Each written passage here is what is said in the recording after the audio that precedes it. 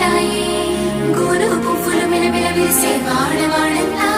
ఓ పూల వరవాయి ప్రతి పువ్వులు చెరువేమో ఓ పూల తోటాయి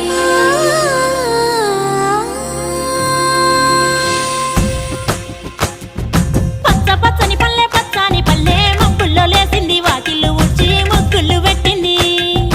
అందాల బొడ్డమ్మ వాకిట్లో పెట్టి జైలెత్తి మొక్కింది కాపాడమంటూ గౌరమ్మ నడిగింది